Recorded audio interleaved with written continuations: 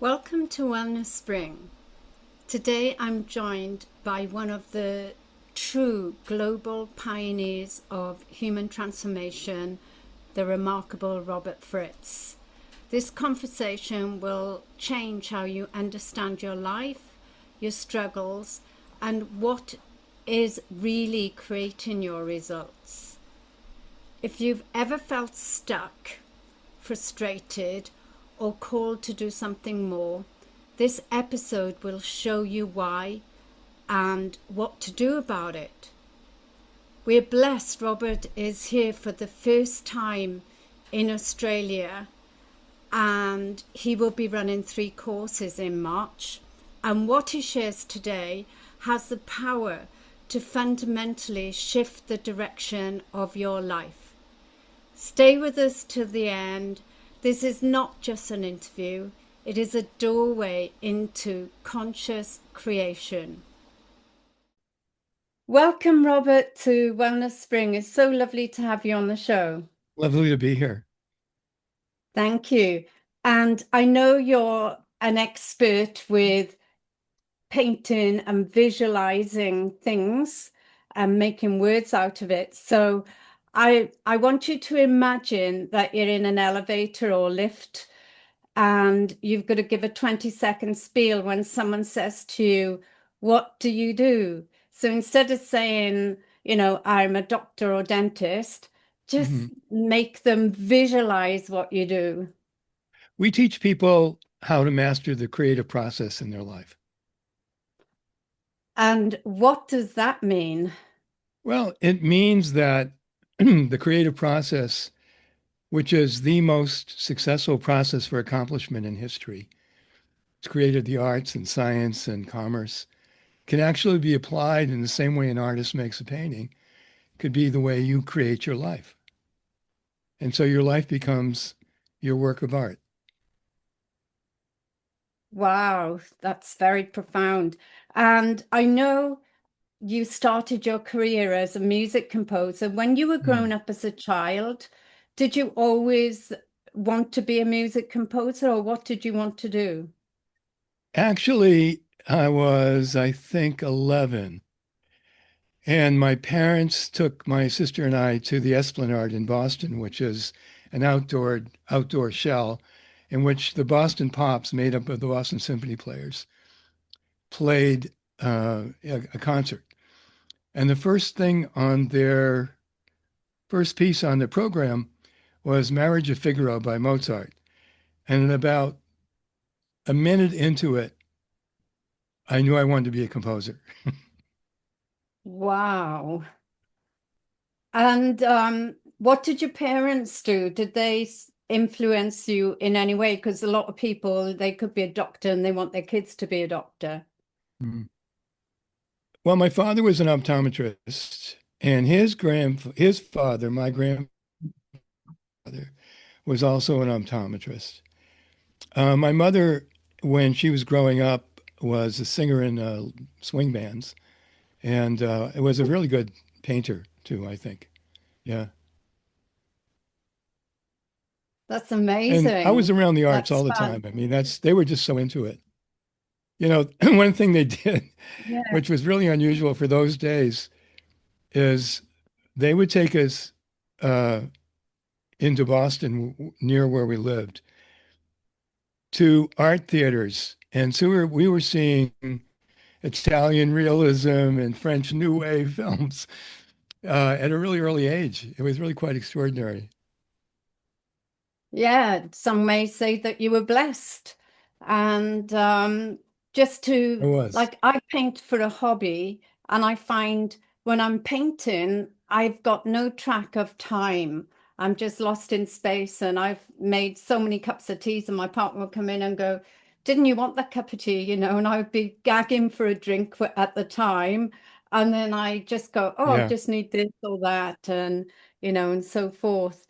And I bet you experienced excuse me to interrupt. I bet you're experiencing two types of time. And this is typical of the creative process. In one point, you're completely in the moment, and simultaneously, time doesn't exist. So you're almost in the eternal. And that is a very common experience for artists when they're creating. Yeah, yeah. D because you mentioned the creative process, do you want to talk a bit more about the creative process? Well, so I studied composition at Boston Conservatory, and I have a bachelor's and master's degree from there. And eventually I was teaching, I had a career in music as a musician. And then I came back to Boston. I was teaching composition at the New England Conservatory of Music. And I began to wonder if the same principles I was teaching my composition students could be used by anyone in creating what they wanted in life. And so I created a little course Mhm. and started teaching it. And around that time, I started teaching people to teach the course. And that went from many people in that area doing the course to a lot of people from MIT doing the course. And the next thing I knew, I was invited to join a company with Peter Sanghi, Charlie Kiefer, and David Peter Stroh called Innovation Associates. So I started working in organizations for the first time. And I still, by the way, have and always have had a career in the arts. So that's never gone away. That's just there. And then I add things to it. And so I got very interested in how organizations worked. And I discovered that success does not always succeed in organizations. And I had to try to figure out why. And I realized eventually that it was the underlying structure of those organizations that really led to predictable patterns of oscillation. In other words, success followed by reversals of success.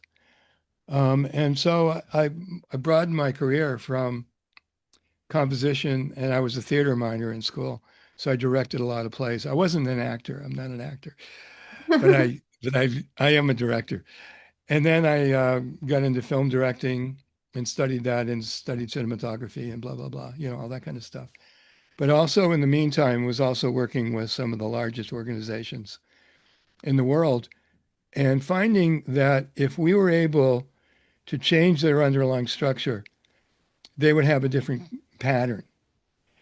And I also discovered in individuals' lives that there was something I ended up describing as macrostructural patterning, which is the long-term relationship of the steps in their lives toward anything they're doing. And there were two types of patterns. One was they set out for something, they did whatever it took, they got the result, and that became a platform for future success. So that became cumulative. But then there was a group of people who they would set out for something, would have it for a while, and then there was some kind of reversals, and then at the end of the day, they no longer had it. So that led me to understand two things. One is the power of the creative process as motivated by the underlying structures people were in. And that's what basically we teach. We teach people the creative process. And by the way, the creative process is not the subject of creativity. Creativity is, when I wrote my book, Creating, I got booked on some creativity conferences around the world. And I found I had nothing in common with the folks that were there, the experts. And none of them were artists. They were all psychologists or neuroscientists. And they didn't know what it was like to be in a studio at 2 o'clock in the morning trying to get the record to work or trying to write a Mhm. second act and make sure it really moved. Um, or what it's like to be in a play and you've done the play 100 times and you have to make it fresh each and every time. They had no understanding of that. For them, it was sort of amateur hour in the sense of they thought creativity had to do with being childlike. Mm. Not judgmental and free association and so on. And really, quite frankly, the glorification of childhood creativity is really silly because not too many children write symphonies, write novels, create buildings, create software. I mean, yes, Mozart and Mendelssohn were quite wonderful when they were children, but they got better when they were older. And we don't free associate, we don't free the mind, we focus the mind. And that focus then creates innovation and real creativity comes from that. So that's one of the principles that we really talk about. Two things. One is the power of the creative process. And let me contrast that quickly with it's not problem solving. And a lot of people think their lives are problems, and if they only solve the problem, everything would be okay. And Yes. you could solve all of your problems and still not have what you want. When you're creating, you're taking action to have something come into being, the creation. When you're problem solving, you're taking action to have something go away, the problem.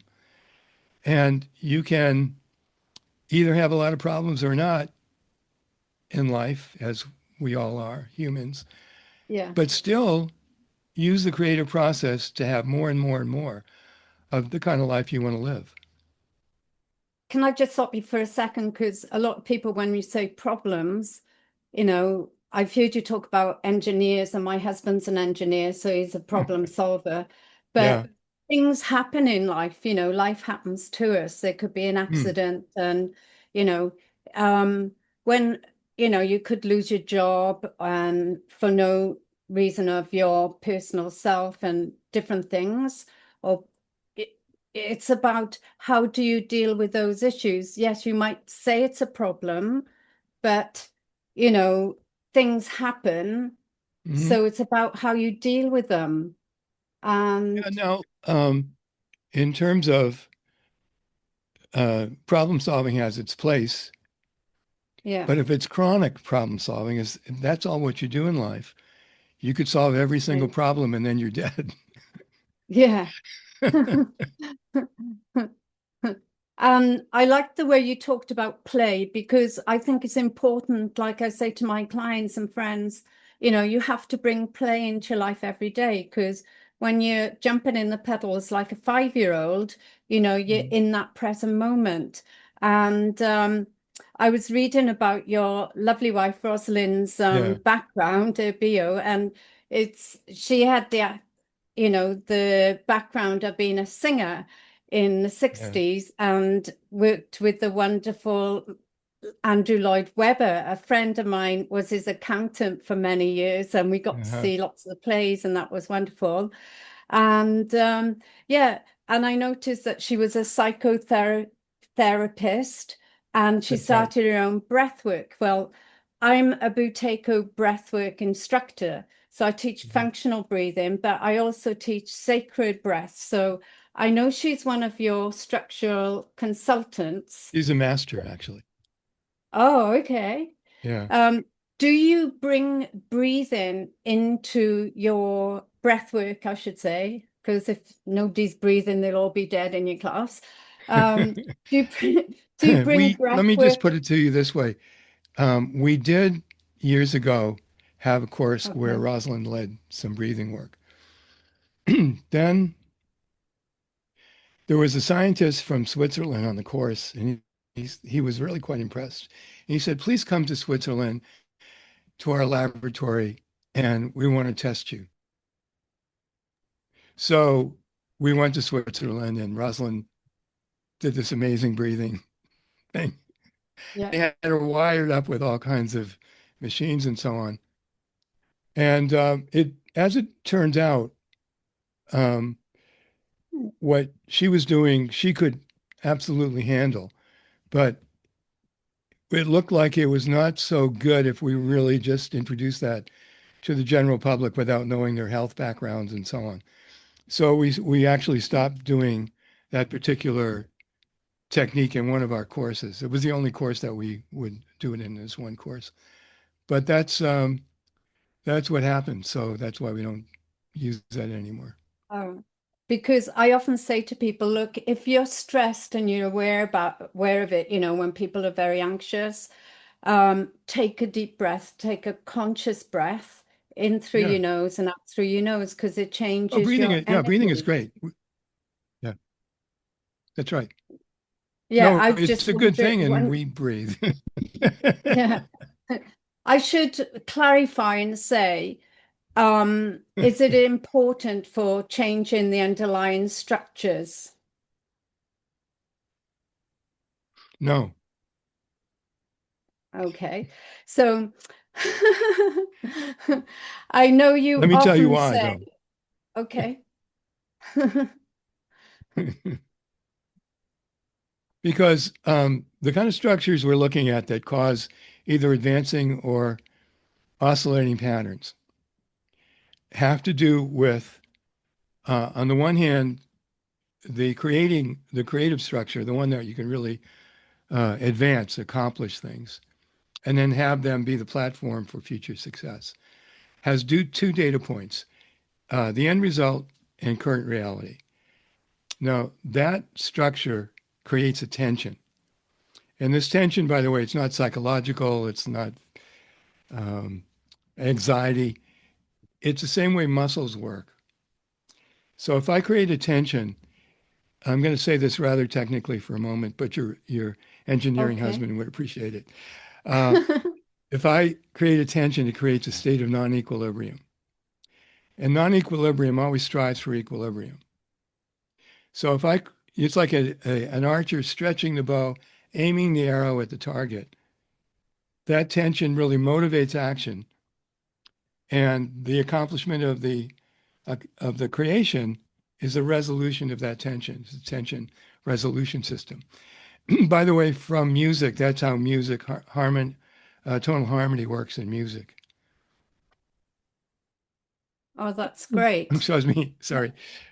So that's one structure. Now, the other structure is, the person has aspirations and they have current reality, but they have a third element. And the third element has to do with the various concepts that they have. And this is not about limiting beliefs per se, because all beliefs are limiting. It's not about Yeah. if you have the right belief, everything will be okay. And if you have the wrong beliefs, it won't be. It is that beliefs themselves have been brought into the structure. And let's say, let me give you an example of this so it's not so abstract. Let's say that when she was a girl, her father left the family. And the traumatic experience of that lasted maybe a year or 10 years. It's over, though. What's not over is the conclusion she made about that experience. And the conclusion she may have made is you can't trust men. So now that she's an adult, she's got two things going on. One is she wants to be in a relationship, and the other is you can't trust men. So Mm. as she gets involved with various people, um, the desire for the relationship as a tension resolution system is resolved, but you can't trust him is exacerbated. It's like I have two rubber bands, and Yeah. this one's resolved and this one is stretching. And quite often in that pattern, she'll put them to the test. She also will happen to pick people who you can't trust, you know. But so the that concept then is part of the structure. And let's say I have a tripod and I take away one of the legs. The underlying structure changes, the behavior changes. The leg I've taken away doesn't disappear. It's simply no longer in the structure. So she may also think, well, you can't trust men, but that's independent of the fact that she has a really good relationship and she can really trust whoever she's with, as evidenced by being able to Yeah. trust them. Yeah. Yeah. So you see why the, it's really about the concepts that people have in relationship to their aspirations and their values in relationship to what's really going on in reality. Yeah. It was good the way you explained it, with the person as a child, the father leaves or dies or whatever, and then Mm. she can't trust the men. Because I've got lots of single friends and they're full of woes, and I know people globally, and it's like they're stuck in the past and Yeah. whatever. So how does your process help? You know, I've seen Well, some of your YouTube channel and you discuss it so openly. It's brilliant the way you thank you. decide it. And it's like, all right, you tell me it's my disempowering beliefs, but how do they rise above that? Well, there's two different things that two different topics there. So let me address them one at a time. Okay. One topic is about the past. And for most people, psychotherapy really is about traumatic experiences and they have to relive them and, you know, release them in order to move on. Now, that's not usually true. It might be true in things like when people have been to war and they have post-traumatic syndrome, things like that. That's a Yeah. totally different thing because that's a real pathology that is properly addressed through psychotherapy and psychiatry. What most people have is not the release of a traumatic experience, it's the conclusion they made, which stays with them. Now, that conclusion often is not true as Mm. measured against reality. If we get very kind of scientific here, say, okay, what's Yeah. the evidence that you have?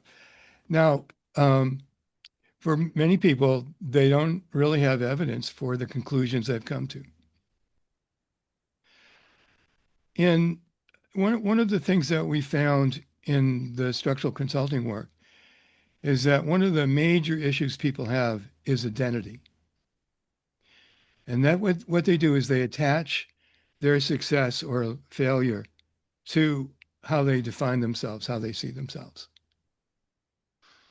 And, and we get that honestly, because when you're a kid, you're a bad person if you don't clean your room. You're a good Yeah. person if you get good grades. We pick that up. So people often have the notion of that what happens to them in life is a product of how they see themselves. And particularly with things like positive thinking and self-esteem, they're encouraged to think well of themselves. And the notion is if you don't, bad things will happen. And if you do think well of yourself, good things will happen. And what we found is it's irrelevant whether you think good or bad things about yourself, that it's independent of your ability to create what you want.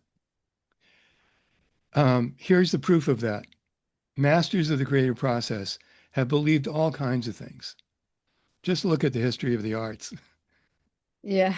Mhm. So what happens though is they may have a negative opinion of themselves. And every time they have success, they're hoping it counters their opinion of themselves, that it contradicts it.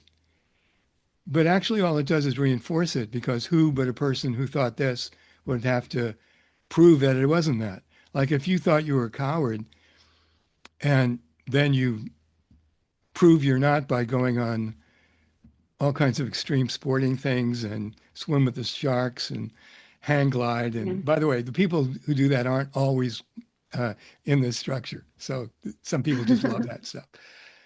Yeah. But if you had all of these adventures, trying to prove that you're not a coward, all it does is reinforce that you're a coward because who but a coward would have to prove they're not.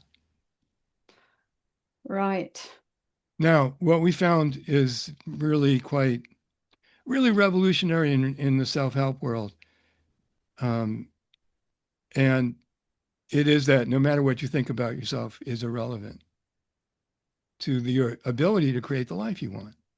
What do you have to think about yourself to want good relationships, good work, good health, good quality of life? I mean, people want that independent of what they think about themselves.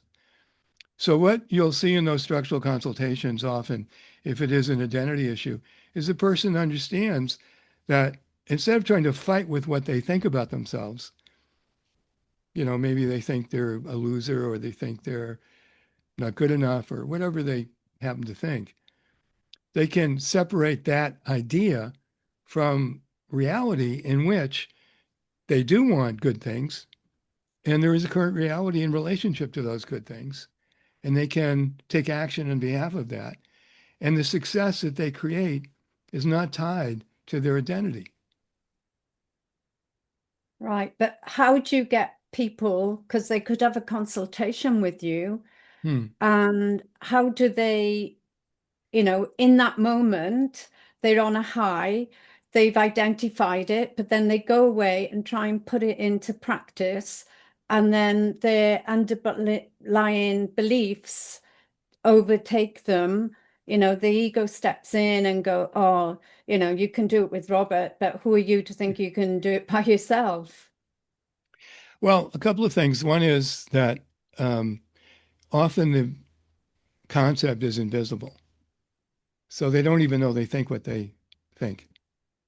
Right. And it's like this. It's called the ideal belief reality conflict. And let me describe it as a form. So they have an unwanted belief. Let's say I'm a coward. And from that, they create an ideal.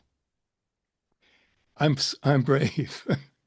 And then, but sometimes they have some fear. So there's a conflict there. And sometimes in reality, things are really dangerous and, you don't want to do them. Mm. And so what that does is it creates a state of equilibrium that can't resolve.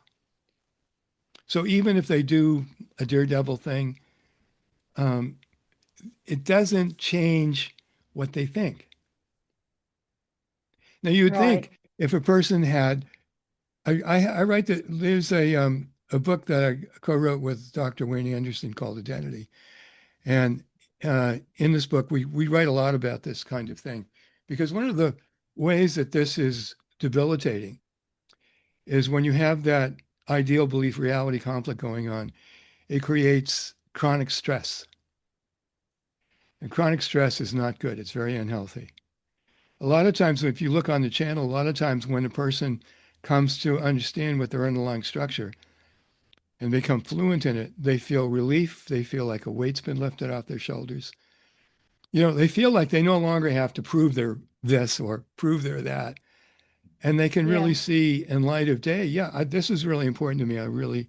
These are my values and these are my aspirations. And here's where I am in relationship to them. So suddenly the structures change from a 3-point data to a 2-point data, and they're able to then move forward. They don't have to reinforce it. They don't have to go learn it.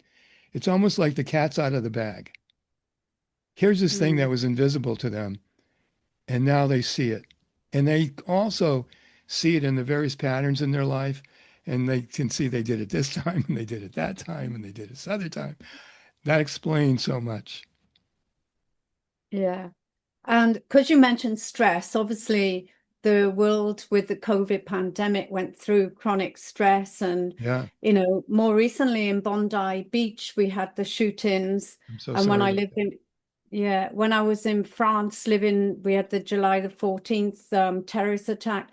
You know, tragedies happen and people, all of us go through stress. Like I might Yeah. witness something and be traumatized. You might witness it and not traumatized because we've all had different upbringings and different cultures and so Mm. forth. How do you help people when they're going through stress to calm down and be able to see their patterns? Well, it's really important to be in touch with reality as it is and not color it, Yeah. period. By the way, the France and the Australian tragedies had to do with identity. Okay. In fact, that's really kind of a world problem, is Yeah. this whole notion of we're better than you and therefore, or that your existence is a threat to my existence and therefore I have to terrorize you. And so that's a structural proposition of why that happens. And it's almost like a cult people, when you get into a cult, Yeah. the first thing that happens when you're in a cult is reality loses its credibility. Cult leaders are very good at making reality not seem real so that you don't use it Right. for judgment against scrutiny. Um, COVID was a different thing entirely. And basically, we had to figure out how best to protect ourselves from the pandemic. Mm. And then, even then in the United States, by the way, there was this whole anti-vax thing and just a lot of crazy stuff, making it into conspiracy this and conspiracy that. And in the history of the world, there's been many pandemics. Yeah. So with Yeah, your work, Robert, because I know you're very influential, working with lots of major companies and so forth, is there any way that you could influence governments, for example, with your work? I wish I could. I wish I could. I have worked with governmental agencies, but not on the level that would make any difference on that level.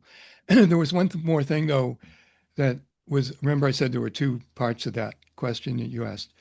And the second Okay. part has to do with the past. And I think your question was, how do you resolve the past? More or less. Yeah. Not exactly that, but you can correct me if I didn't get it right. Yeah, because people hang on to things from the past. And like you said earlier, when you're a Right. child and, if you do something, you're a good boy or girl, and if you do something else, you're a bad boy or girl. So we form our belief Yeah, systems from that. yeah, well, that's where it came from. That's not quite hanging on to the past. That's holding on to a concept that you never had a chance to think through. Holding Mm, on to the past is a different thing. Um, and it's a structural thing, holding on to the past, because what you're looking for is resolution to something that didn't resolve. mm. And the way I like to describe it is the past is over and you're never going to catch a plane you missed. The presumption Right. is that you're going to be able to go back and resolve the past. The real resolution is the past is unresolvable. Mm. Once you figure that out, you'll stop trying to really get it to turn out differently than it turned out. Yeah, I see what you're saying. The only way you could resolve some things is if you've fallen out with someone and you can reach out and patch it up, but you can't change what actually happened at that time. You're not exactly resolving the past. What you're doing is creating a new stage of relationship, knowing Right, that something happened in the past that you're aware of and they're aware of.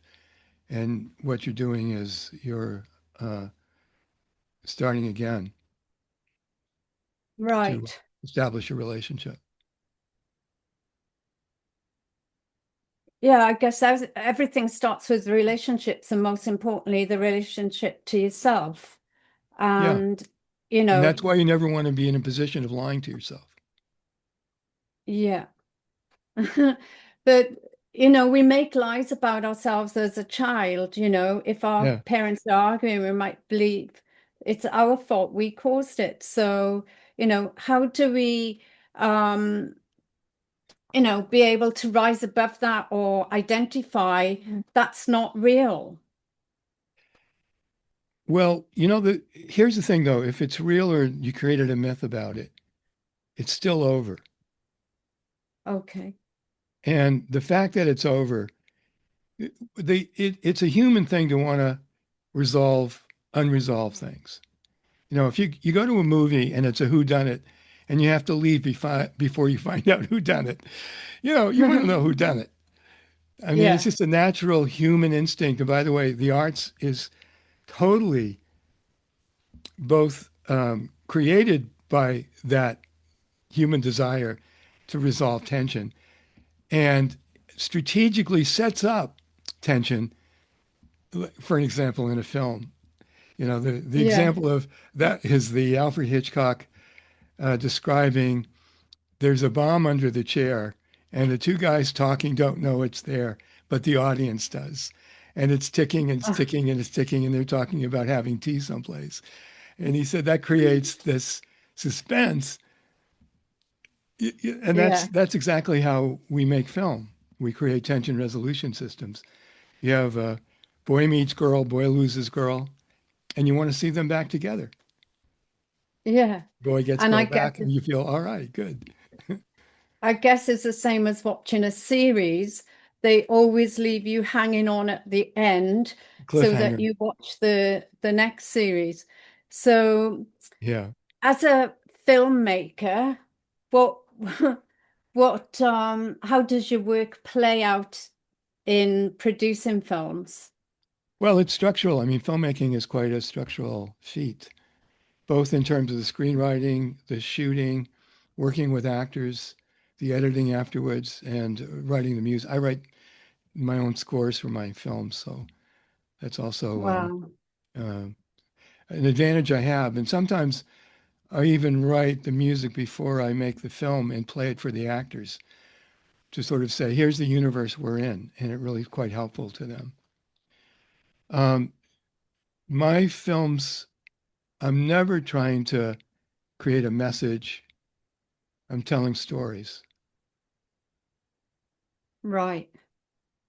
And Oh. quite often, the stories themselves have a redemptive quality in the films that I make because I like that. I'm going to make sure I watch them. I've been overloading on lots of your interviews and different things. Yeah, Um, and of course, I love your book, The Path of Least Resistance, which is thank you. obviously a worldwide classic. So, why do you think that that structure determines behavior and outcomes feels especially relevant in today's complex, fast-changing world? I would think that people make decisions the same way they used to 2,000 years ago or more.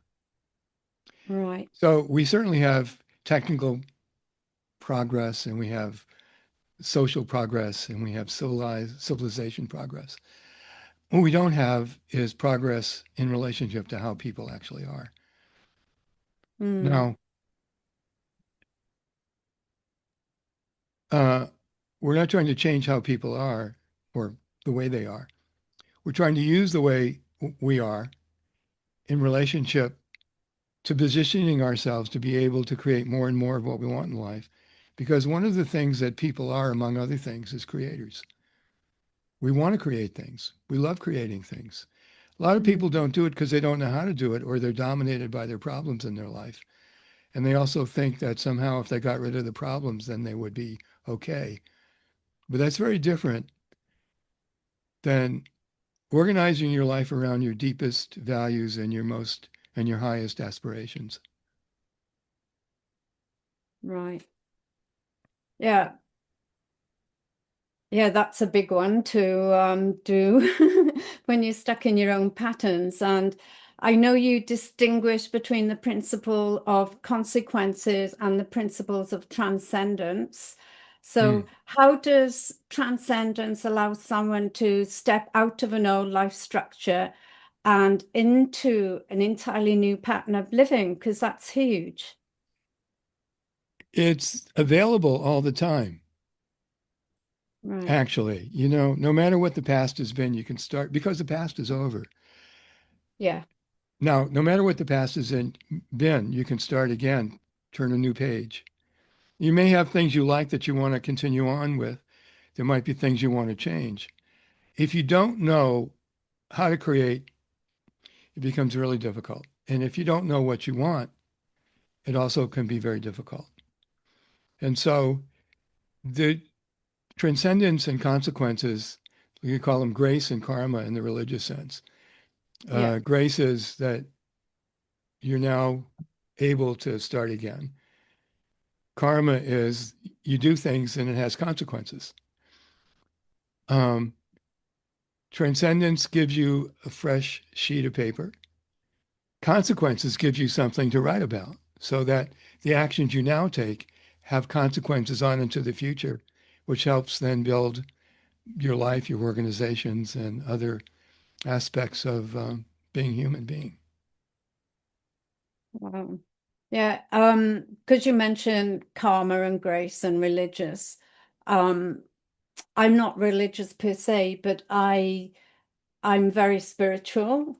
And since I've been living on my land, which is in the picture behind me, Nice, very nice. um, I've really focused on truly connecting with Mother Earth and all that is, and create really connecting with the creative force within me because I believe we're human beings having a temporary holiday in these physical. I believe we're physical, spiritual beings on holidays in these physical bodies, and it's a journey of remembering who you are. And you as an artist, the musician, music composer, the director of the movies, the writer, I believe we go into that space beyond time and place when we're creating. And what are your thoughts on that when, I Hmm. ask the universe every day, what will you have me do? And I allow the universe to flow through me and guide me. Does it decide which paintings you're going to make? No, I do every Okay. day. So, all right. Not so fast. I've been blocking my creative process because I've been too busy. So now this year is about slowing down and just being, Okay. simply being and allow. Yeah. Yeah. Let me Sorry. put it to you this way. The creative process is philosophically neutral, the same way Okay. driving a car is. Mm-hmm. Now, that doesn't mean you're philosophically neutral. Yeah. Yeah. I mean, so individuals have their own um, understanding of that area in life, and it's a personal matter. Yeah. So we're not teaching philosophy, we're not teaching spirituality or religion. Um, we're more teaching people how to drive, no matter what what you believe. And so you can master the creative process. And the history is uh, creators have been atheists, devout religious people, um, agnostics, believe Yeah. from the left, believe from the middle, believe from the right, politically, Yeah. economically, this, that, or the other. This is why I describe this as the belief business versus the creating business.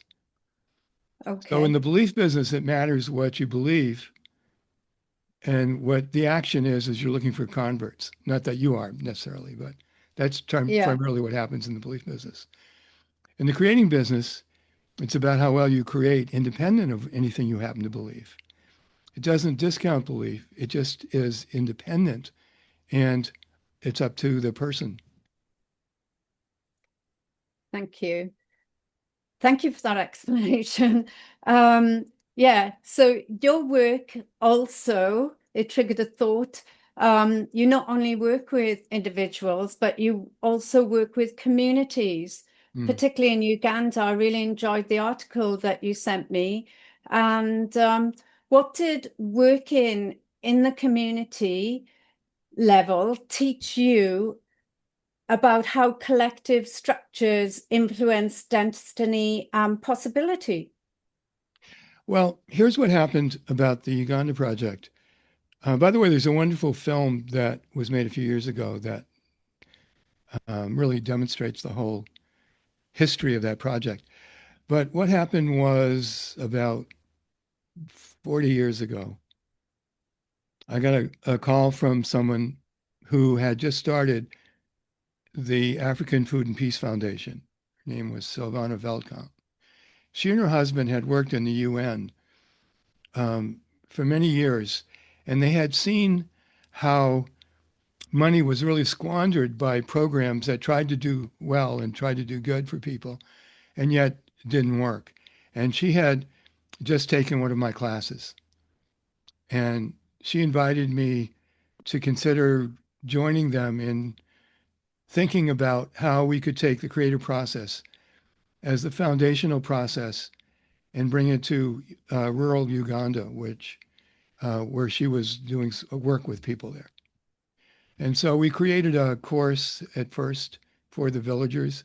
And the idea was people would come from Uganda and train with us and then go back to Ugandans, and go into villages and really help them learn how to create structural tension. And at first, people would say, well, we really need this, and we want you to bring us this and give us this and give us that. And the people would say, we're not here to give you anything. We're here to see how you think so you can do that for yourself. Now, that's been going on for close to 40 years. And what happened was it then led to a girls' school. And these were the most impoverished families in that area.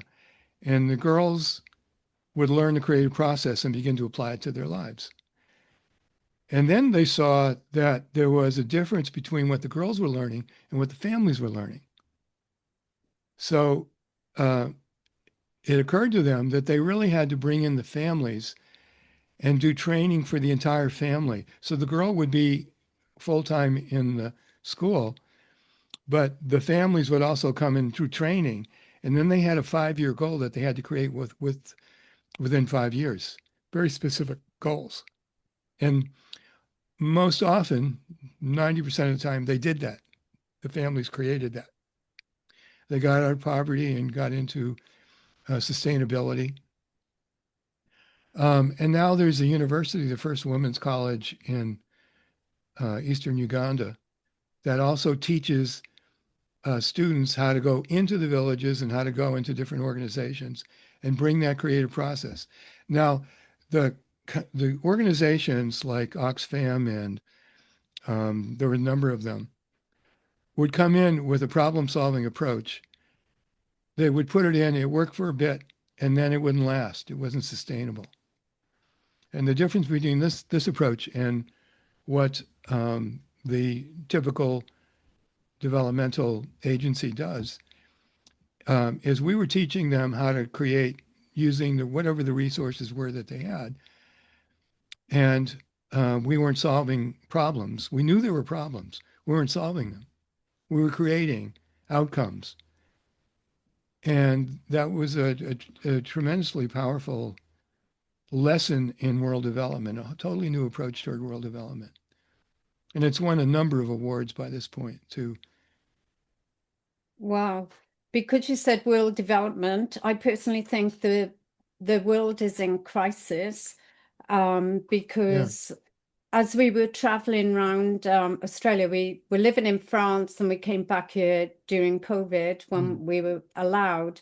And we bought a camper van and started looking for land. My idea has always been to have a retreat in France and a holistic retreat here in Australia. But having seen the degraded land and so much barren land for various reasons, and it's a no-brainer. It's Mm. common knowledge now. Everybody knows that soil health equals poor human health and planetary health. Yeah. Yet, I can only speak for Australia right now. In Australia, they haven't banned any of the worst pesticides or herbicides for the last 30 years, where other countries have. Mm. Health is being destroyed. You know, how could we convince the governments, the politicians to do the right thing rather than listen to vested Mm. interests? Because Mother Earth is dying, people are dying. Yeah. I really get your question, and I'm going to give you an answer on quite a different level than you're asking it, but it's a real answer. Okay, thank you. I think democracy at its best is a collective creative process. And Okay. if we had real democracy,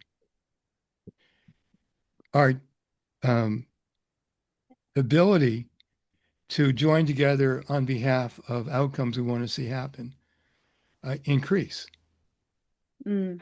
Now, there are two aspects of that. One is just altruism, that's a good thing.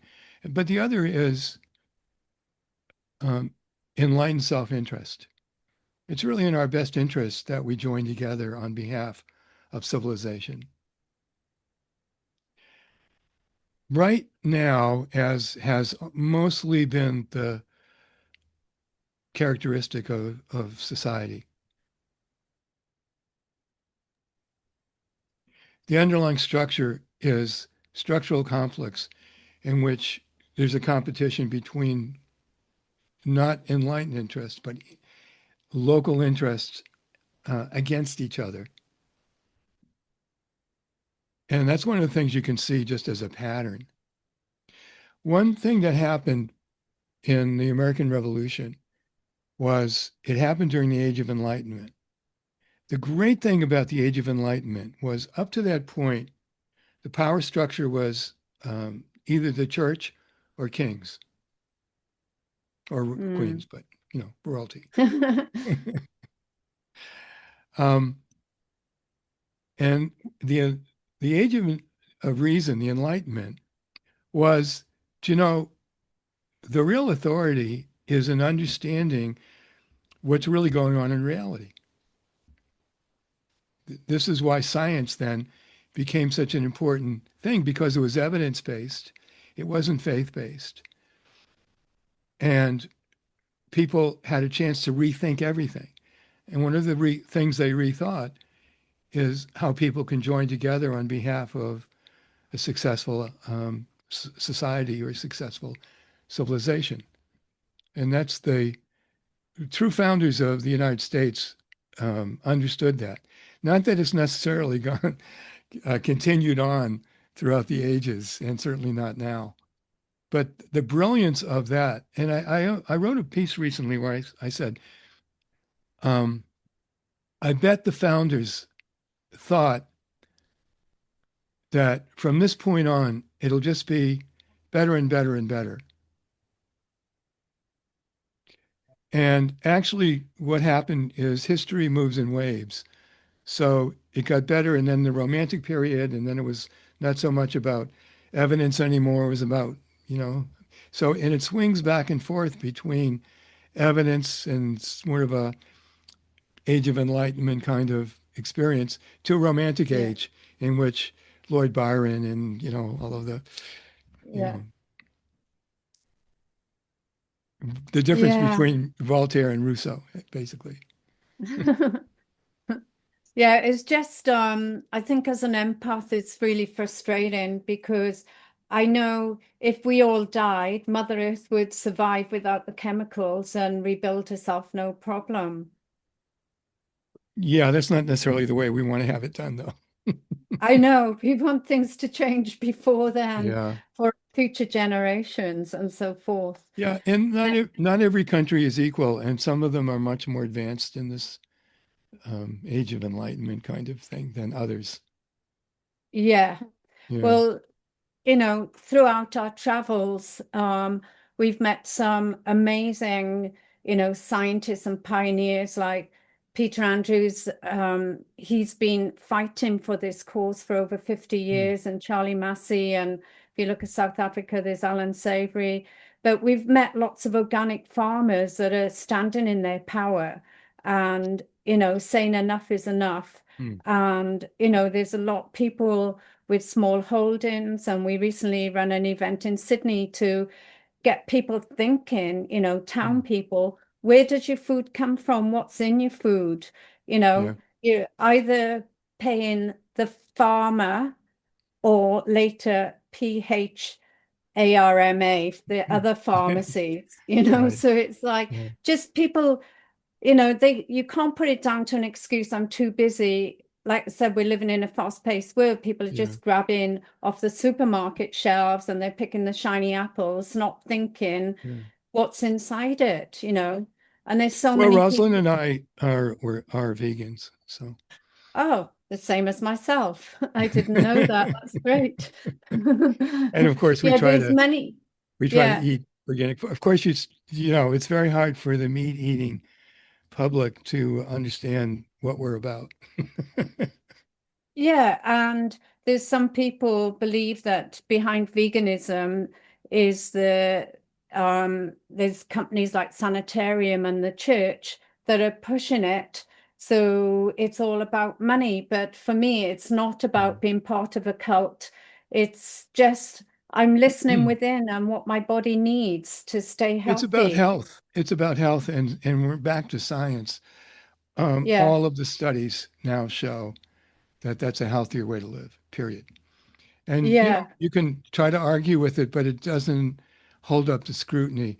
And but I really do still think it's a personal matter what people do in relationship to how they live their lives. But a lot of times, they don't have the right information to really support themselves. Yeah. Well, I was blessed to interview Kate Magic recently. She was the pioneer of the vegan movement in the UK 30 odd years ago. Yeah, It good. was all taboo. And Dan Kitteridge, who's American, and he's got traveling globally so that he can have evidence of what's nutrient dense because Mm. people don't know the difference between a delicious, tasty apple that's homegrown to a shop one. It depends on what you're eating and where Mm. you're bringing up. So there are meters that he's not promoting the meters, he's used them, but you can check on your food what's the nutrient density. And I think, like you're saying, Mhm. it's a lifestyle choice, and people have to think, you know, what Well, you know what what? Here's something where we teach in our work. It has to do with primary and secondary choice. right. And here's how it generally works in the medical world. The assumption is that people can't change their habits. And the reason they think that is because almost always, 80% of the time, they oscillate. They go on the Yeah, diet, they lose the weight, they gain the weight back. They get better in their sugar intake for diabetes, and then they get worse. And there's structural reasons why those patterns exist. If you do this within the context of structural tension, the outcome would be optimal health, which okay. means, by the way, that's not everybody's health. I mean, that your health at an optimal level. So your optimal health might be quite different than my optimal health. But whatever it Yeah, is, I want to reach that. Current reality is how it all works, food, exercise, yeah. the whole thing. What would then motivate you to do something that's really not that easy to do? And the answer is this is the primary choice. The second, you have to make a series of secondary choices that support the primary choice, ones you may or may not like. I don't like to exercise, but I exercise and I don't like it and I'm not going to like it. And, I mean, some days I like it more than others, but generally I don't like it. Yeah, But I do it on behalf of creating optimal health. yeah, And here's the thing about changing habits. If you understand that you're not giving something up, you're making a strategic choice on behalf of a outcome you want to see in your life, then even though it's not necessarily always easy, the motivation is completely there to and it's not a matter of falling back because you'll always know it's a real choice. It's not a giving up anything.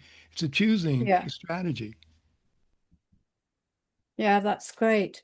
And talking about strategies, I know you're coming to Australia March Yeah. 2026 in this beautiful new year. So, who or what inspired you, to bring your work here? Because it's the first time you've ever been here. And, what can people expect? Do you want to explain the three courses that you're doing?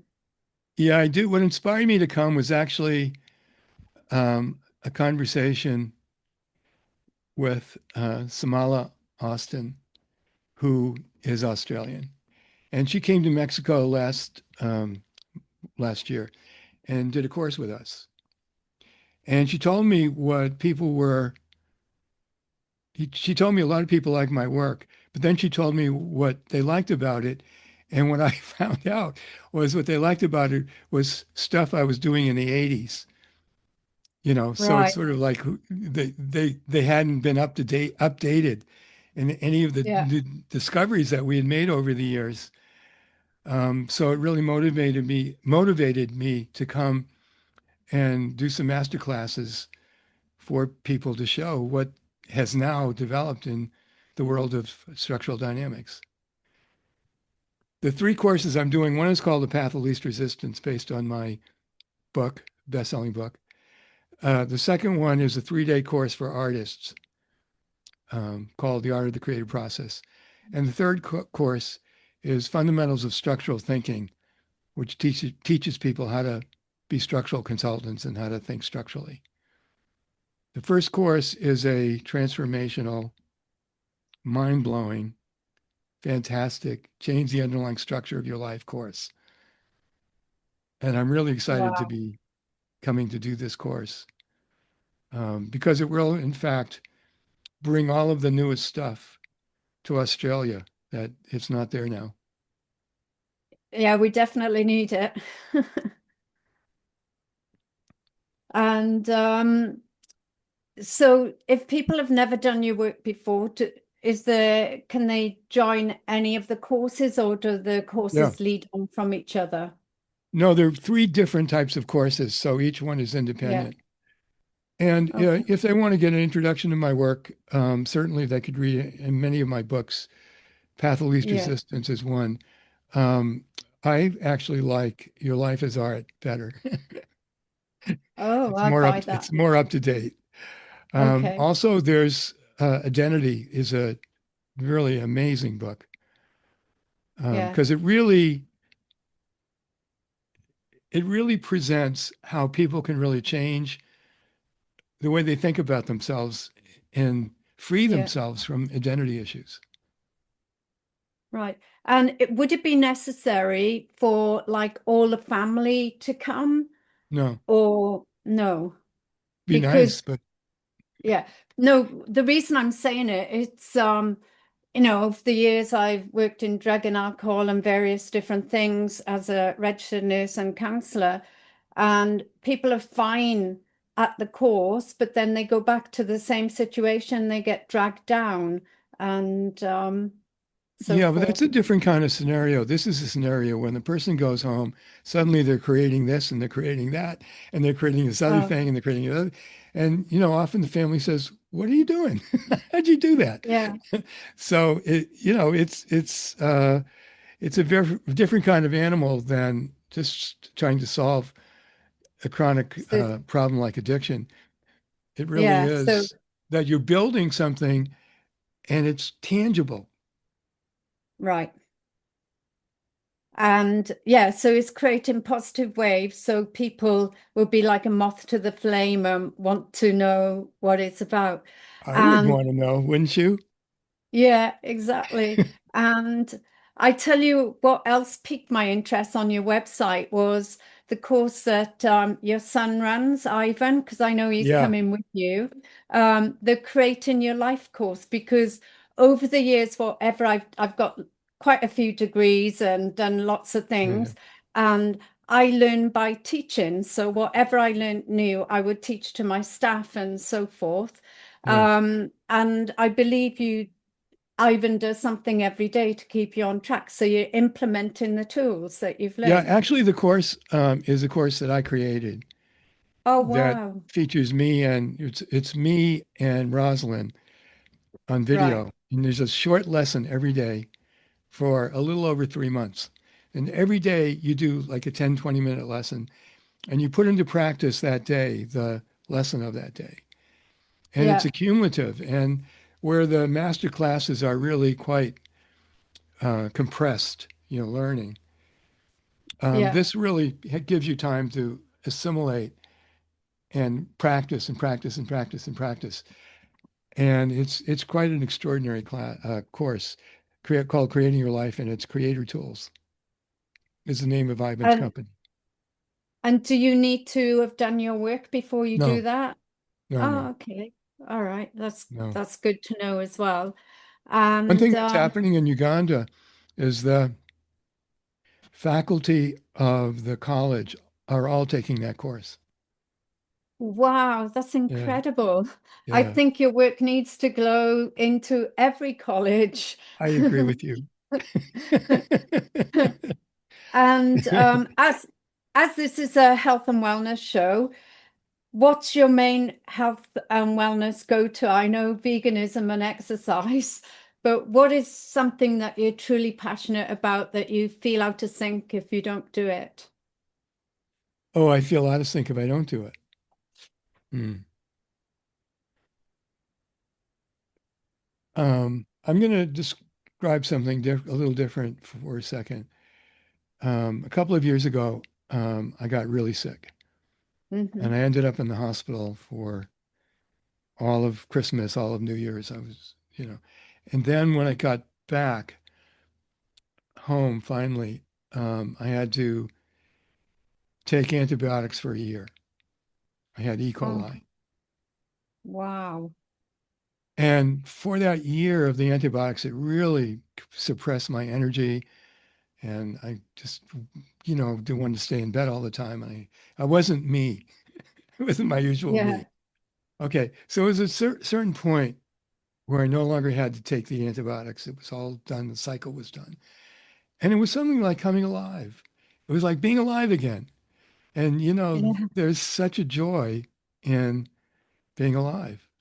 It gives you so many Yeah. possibilities.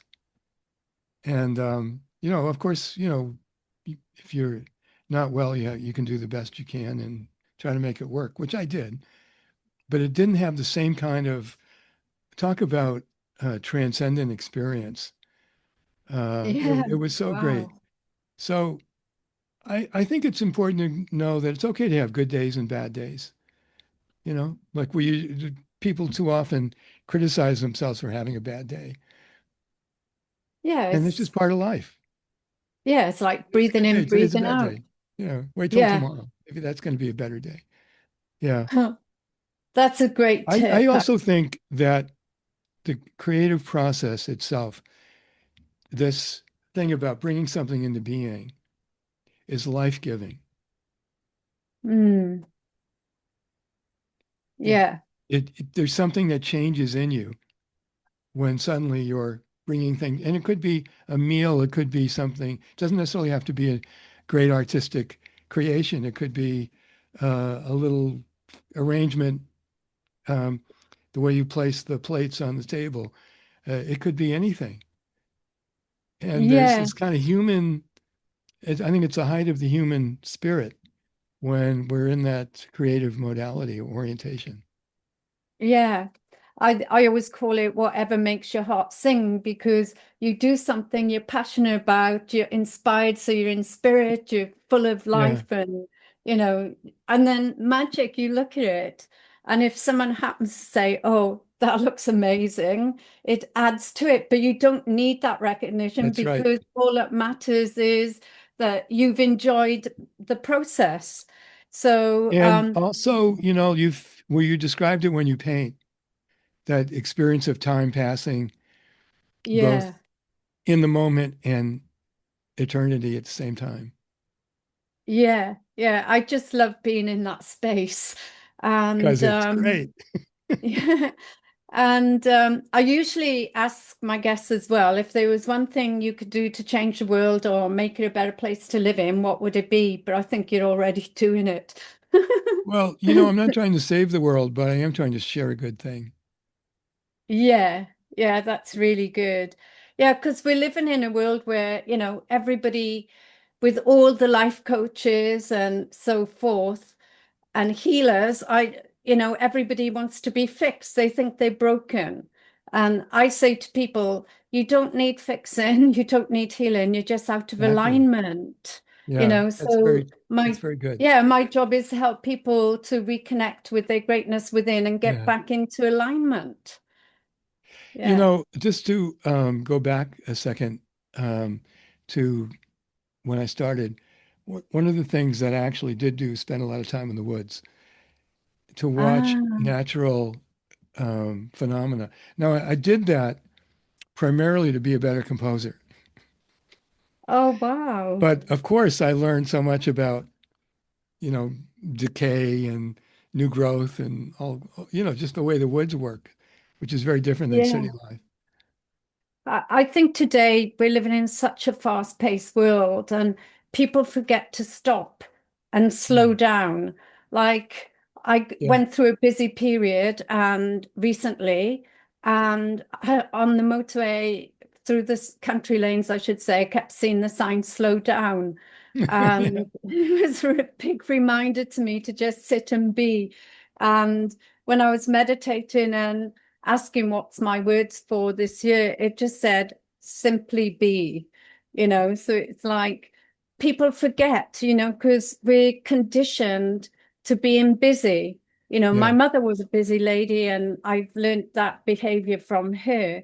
And I need to practice what I preach, telling people to slow down and just be and connect. And You now, need that though. You need to regenerate. Because if you don't, if you get your pedal to the floor all the time, you don't have time to reflect. yeah, and Mm. reflection is so important. And I also think when you stop and pause, it just allows your creative ideas to flow through as well. So, yeah, so I'm just so delighted that you're coming to Australia. And if you want to come Thank to you. my land and spend time in the woods here, because we've got a wooded mountain, lots of acres, 146 hectares to wander around, you're Wow. welcome. Yeah.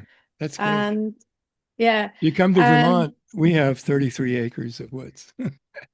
oh, wonderful. Yeah, Yeah. I'm just gonna make sure every day, whether it's raining or sunny, get out there and just play and be. And before we wrap up, is there anything particularly you'd like to share with the listeners? Well, I want to make sure they know if they want to come and do the courses, how to get in touch with us. Yeah, So I'll I imagine you'll put that on. Oh, definitely. robertfritz.com, and they'll find all the details. I'll put Yeah. all your websites and social media events. Samala's got a Facebook page so that people Yeah. can see all the wonderful articles that she's posting and so forth. And people globally, I've got lots of people listening from Europe and UK and around the world. Australia's a wonderful place for a holiday, so book your holiday and come. And I'm looking forward to being Robert's, there. yeah. So thank you so much for joining us today and sharing generously your wisdoms and Thank you. insights and the profound principles of creation and transcendence and all your wonderful work that reminds us that we can begin anew, step beyond the past, and consciously create a life of meaning and purpose. So thank you, thank you, thank you. Thank you.